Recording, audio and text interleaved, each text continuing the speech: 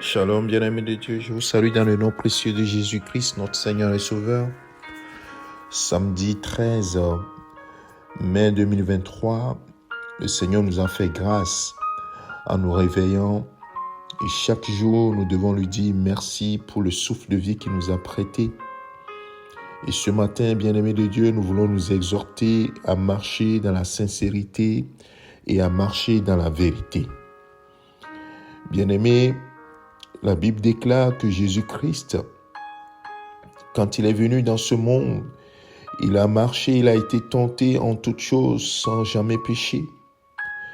Et quand il parlait vrai, il était sincère dans tout ce qu'il faisait. Et c'est cela qui le différenciait des autres. Et la Bible nous dit clairement que nous, les enfants de Dieu, ou bien nous qui avons cru en Jésus-Christ, devons marcher comme il a marché dans ce monde.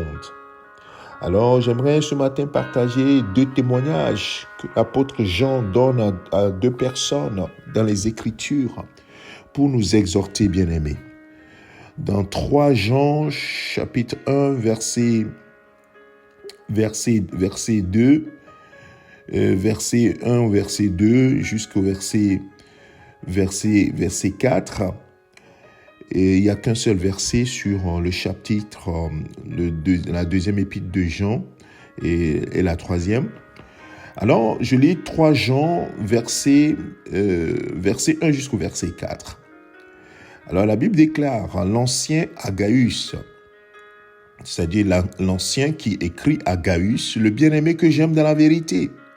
Bien-aimé, je souhaite que tu prospères à tous égards et sois en bonne santé comme prospère l'état de ton âme.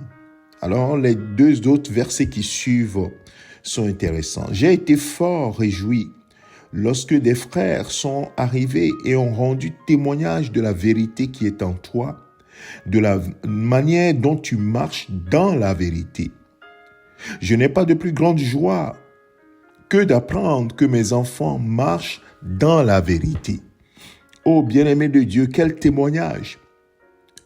Ce n'est pas Gaius qui rend témoignage de lui-même. Les frères sont venus rendre témoignage à Jean de la sincérité. Quand il dit la vérité qui est en toi, c'est la sincérité. La sincérité de Gaius. Et que Gaius marche dans la vérité. Et Jean se réjouit de ce que véritablement son fils dans la foi, Gaius, puisse marcher ainsi. Oh, quelle joie pour un père spirituel de savoir que son enfant ou ses enfants marchent avec sincérité dans la vérité. Une chose terrible que de voir son fils marcher dans le mensonge, marcher de façon à ce qu'on ne puisse pas lui faire confiance. C'est terrible. Et le même témoignage va être donné à une certaine Kyria. Et toujours dans 2 Jean cette fois-ci, l'ancien verset 1, l'ancien à Kyria.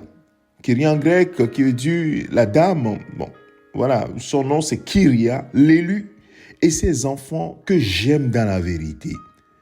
Et ce n'est pas moi seul qui les aime, mais aussi tous ceux qui ont reconnu la vérité.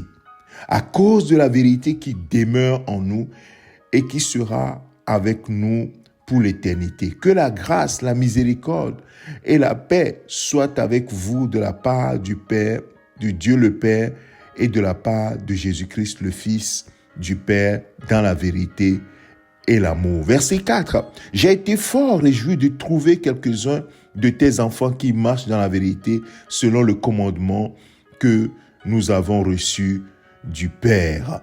Oui, la vérité demeure dans Kyria également. Oui, les frères ont reconnu. Ceux qui marchent dans la vérité ont reconnu. Et les enfants de Kyria aussi marchent dans la vérité. Oh, bien-aimé de Dieu, quel témoignage les gens rendent de toi? Ou quel témoignage tu laisseras dans ce monde si, évidemment, tu partais avant que Jésus ne vienne? Quel témoignage laisseras-tu? Comme un chrétien qui marchait dans la sincérité et qui marchait dans la vérité, qui était sincère et marchait dans la vérité? ou un autre témoignage. Oh bien-aimé de Dieu, nous devons corriger notre façon de marcher. Ne disons pas, je m'en fous de ce que les gens pensent de moi. Non, bien-aimé de Dieu, on ne s'en fout pas. La preuve, c'est que pour choisir même les diacres, les anciens, la Bible dit qu'il faut qu'on rende un bon témoignage de ces personnes-là. Parce que c'est ce témoignage que les gens de l'extérieur voient. Est-ce que tu marches dans la vérité? Est-ce que tu es sincère?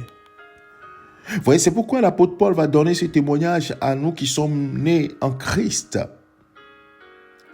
Il dit dans Ephésiens chapitre 4, le verset 25, c'est pour cela, puisqu'il dit aux chrétiens, vous devez revêtir l'homme nouveau, créé selon Dieu dans une justice et une sainteté que produit la vérité. C'est pourquoi renoncez au mensonge et que chacun de vous parle selon la vérité à son prochain, car nous sommes membres les uns des autres.